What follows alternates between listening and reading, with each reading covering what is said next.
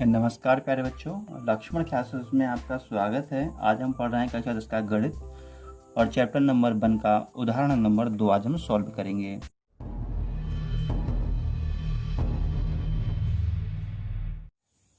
ठीक है प्यारे बच्चों, तो उदाहरण में लिखा है कि दर्शाइए कि प्रत्येक धनात्मक समपूर्णांक 2q के रूप का होता है तथा प्रत्येक धनात्मक विषम पूर्णांक 2q + 1 के रूप का होता है, जहाँ q एक पूर्णांक है।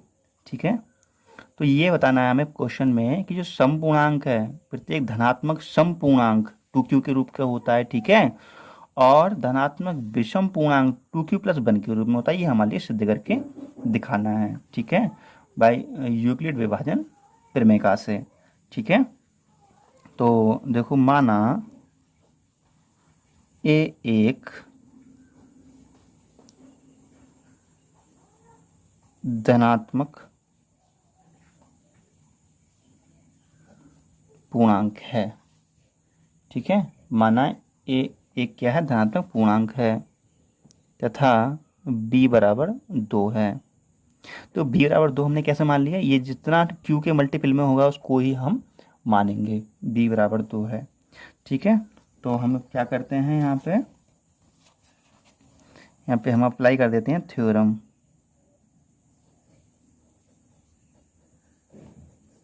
यूक्लिड विभाजन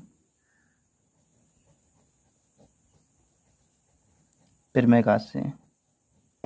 तो यूक्लिड विभाजन प्रमेय का होती क्या है? वो होती है a बराबर BQ + R, जहाँ जो R की वैल्यू होती है वो 0 से बड़ी होती है और B से छोटी होती है। ये यूक्लिड विभाजन प्रमेय का। ठीक है, परंतु हमने क्या मान रखा है? हमने मान रखा है बट b = हमें क्या मान रखा है? 2। तब देखिएगा, तो हो जाएगा यहाँ पे a बराबर b की जगह क्या लिखेंगे हम? 2। a बराबर 2 × q + r।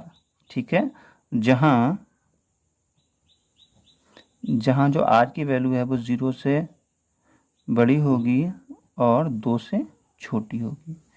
इसका मतलब ये होगा कि जो r का मान है वो कितने होंगे? यहाँ पर 0 और 1, 2 से छोटे होंगे ना, तो ये होंगे इसके r के मान। ठीक है, तब देखिएगा,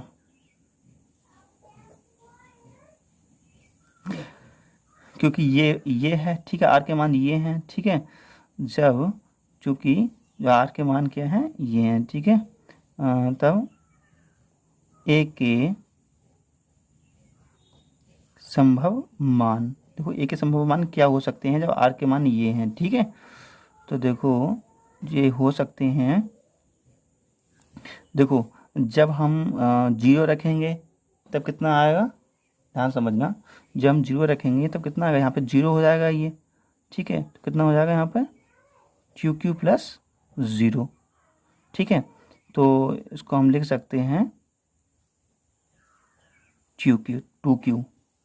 ठीक है, और एक तो ये मान हो गया। ठीक है, और यहाँ पे हम लिख सकते हैं, देखो 2Q + 1। भाई 1 रखेंगे तो 1 आएगा ना, r की जगह पे 1 रखेंगे हम तो 1 आ जाएगा। तो इसको हम ऐसे ले सकते हैं 2Q + 1। ये हो गया संभावित मान, एक के ये संभव मान हो गए, ये मान हो सकते हैं। ठीक है, तो यहाँ पे एक बात देखने लायक है कि जो 2Q है यहाँ पर, ये कैसा है? सम संख्या है। कैसा है? सम संख्या है। ठीक है, और ये कैसा है? विषम संख्या है। विषम संख्या है। ठीक है, अच्छा मैंने एकदम सम संख्या इसको क्यों बोल दिया? सम संख्या इसलिए बोल दिया क्योंकि जो Q है, Q एक पूर्णांक दे रखा है। देखो पहले ही क्वेश्चन में ही देखो, Q क्यू एक क्या है, पूर्णांक है, लिखा है क्यू एक पूर्णांक है, ठीक है ना।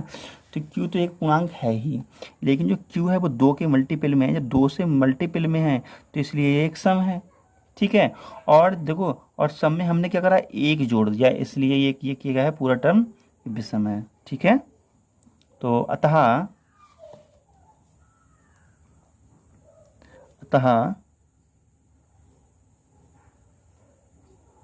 2q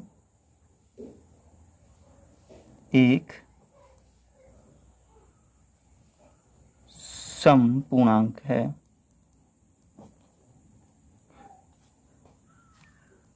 क्योंकि q का गुणज 2 है, ठीक है।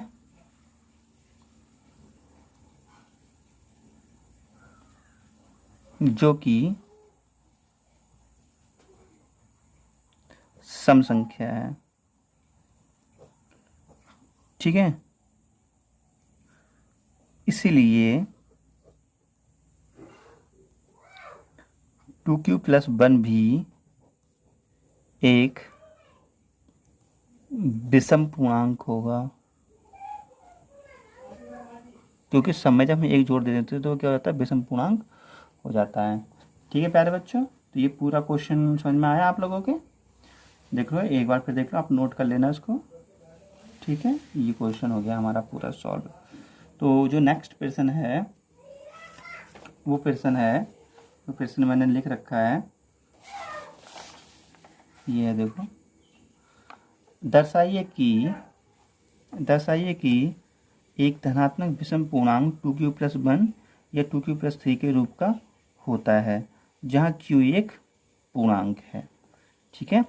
तो इसको हम सॉल्व करते हैं, तो हम थोड़ी सी जगह छोड़ देते हैं 2 लाइन की और उसको सॉल्व करना स्टार्ट कर देते हैं, ठीक है प्यारे बच्चों। मान लीजिए यहाँ पे ये क्वेश्चन होता तो ये हम जगह छोड़ देते हैं, यहाँ से हम सॉल्यूशन स्टार्ट कर देते हैं, सॉल्यूशन। तो दर्शाइए कि धनात्मक विषम, क्वेश्चन में यहाँ लिख देता हूँ, लिखा हुआ है, दर्शाइए कि एक धनात्मक विषम पूर्णांक 2q + 1 और या 2q + 3 के रूप का होता है जहाँ q एक पूर्णांक है, ठीक है। तो माना एक धन विषम पूर्णांक, ठीक है। तो माना एक धनात्मक विषम पूर्णांक a है तथा b बराबर हमें क्या मानेंगे, 4। ये समझ में आया क्यों मानेंगे, क्योंकि यहाँ पे देखो कितना है, 4q है, देखो 4q है ना, ये देखो 4q है, ये 4q लिखा है, ठीक है। तो इसको सॉल्व करते हैं हम। तो हमें दिखाना है, दर्शाइए कि एक धनात्मक विषम पूर्णांक 4q + 1 या 4q + 3 के रूप में होता है। जो धनात्मक पूर्णांक होता है 4q + 3 या 4q + 1 के रूप में होता है, ये हमारे लिए सिद्ध करके दिखाना है, ठीक है। तो हम इसको सॉल्व करते हैं, तो हम वही बिल्कुल पहले की तरह करेंगे।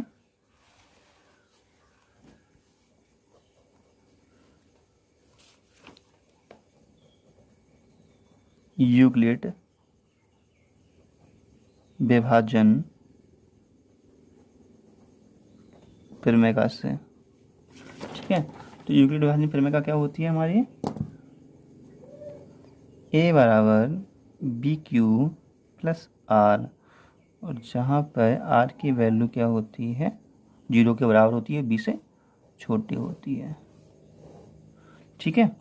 परंतु जो हमने b बराबर मान रखा है 4 मान रखा है ना। तो b बराबर 4 मान रखा है, तो यहाँ पर इसलिए यहाँ पर जो a की वैल्यू हो जाएगी वो क्या हो जाएगी, 4q + R, और जो R की वैल्यू जो हो जाएगी वो 4 से छोटी हो जाएगी, ठीक है। तो 4 से छोटी होने का मतलब है कि इसको हम ऐसे ले सकते हैं, या करके ऐसे कर ले सकते हैं, R बराबर यहाँ पे क्या हो जाएगा, 0 1 2 3, ठीक है, क्योंकि 0 से बड़ी होनी चाहिए आर की वैल्यू और 4 से छोटी, इतनी वैल्यू हो सकती हैं। तो इसके आधार पर जब इतनी वैल्यू होंगी तो ए के बहुत सारे मान हो जाएंगे। ठीक है, तो हम लिखेंगे यहाँ पर ए के संभावित मान, ए के संभव मान। ठीक है, तो ए के संभव मान क्या हो जाएंगे, तो ध्यान समझना, थोड़ा शॉर्ट करता हूँ उसमें। ठीक है, तो देखो क्या हो जाएंगे ए के संभव मान। देखो जब हम 0 रखेंगे, देखो हम 4Q लिखना ही लिखना है, 4Q प्लस 0 रखा तो ये 0 हो जाएगा, है ना। 4Q प्लस 0 हो जाएगा ना, तो 0 को रहने दो, 0 नहीं लिखेंगे हम। ठीक है, तो एक तो ये मान हो गया इसका संभावित मान। एक मिनट, थोड़ा सा बेकार लग रहा है कॉमा ये।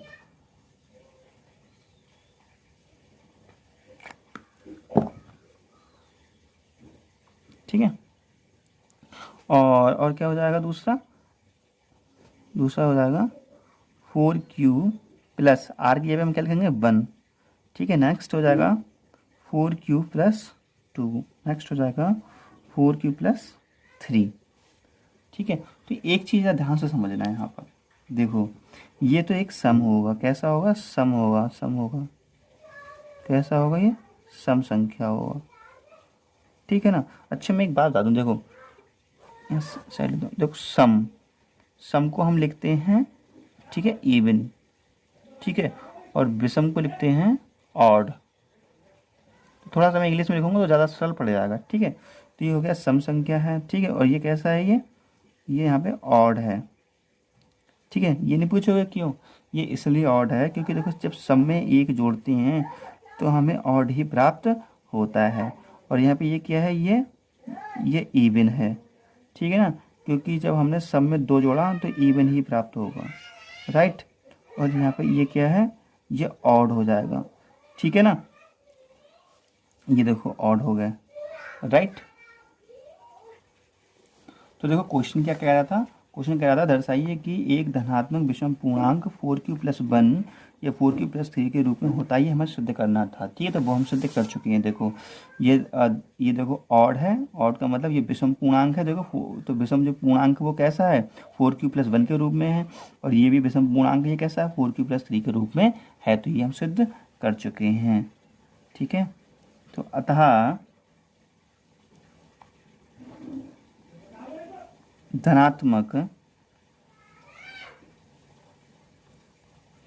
विषम पूर्णांक 4Q प्लस 1 या 4Q प्लस 3 के रूप में होता है। ठीक है, ये इसका प्रूफ हो गया, राइट। अब हम नेक्स्ट क्वेश्चन देखते हैं। नेक्स्ट का मतलब चौथा क्वेश्चन। तो देखिए नेक्स्ट क्वेश्चन पढ़ते हैं। एक मिठाई विक्रेता के पास 420 काजू की बर्फियां हैं। कितनी हैं, 420 काजू की बर्फियां हैं, और 130 बादाम की बर्फियां हैं। वह इनकी एक ऐसी ढेरियां बनाना चाहती है कि प्रत्येक ढेरी में बर्फियों की संख्या समान रहे तथा ढेरियां बर्फी की परात में न्यूनतम स्थान घेरें। तो इस काम के लिए प्रत्येक ढेरी में कितनी बर्फियां रखी जानी चाहिए या रखी जा सकती हैं। तो बहुत ही सिंपल सवाल है। तो कुल मिलाकर के हमारे 420 और 130 का HCF ज्ञात करना है। ठीक है ना, तो इसको हम जो सॉल्व करेंगे और लिखेंगे प्रत्येक ढेरी में प्रत्येक ढेरी में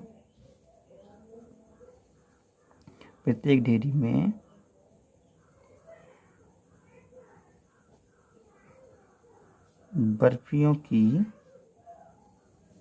संख्या बराबर हो जाएगा HCF ऑफ 420 और 130। कुल मिलाकर के हमारे लिए इसका HCF फाइंड आउट करना है, तो हम बता सकते हैं। ठीक है, तो उस तरह सॉल्व करते हैं। तो देखो माना माना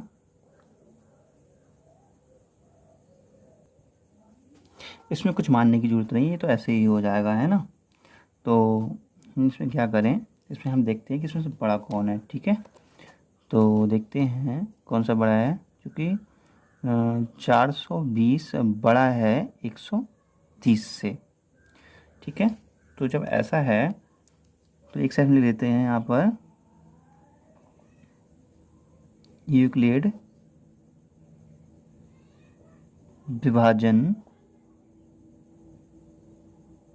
प्रमेय से। ठीक है, तो यहाँ यूक्लिड विभाजन प्रमेय से जो टर्म आएंगे वो हम लिखते रहेंगे इस साइड में। ठीक है, तो इसको फिलहाल इधर सॉल्व करते हैं एक साइड में अलग। देखो यहाँ पे हम 130 से 420 को डिवाइड करते हैं, तो देखिए क्या होता है।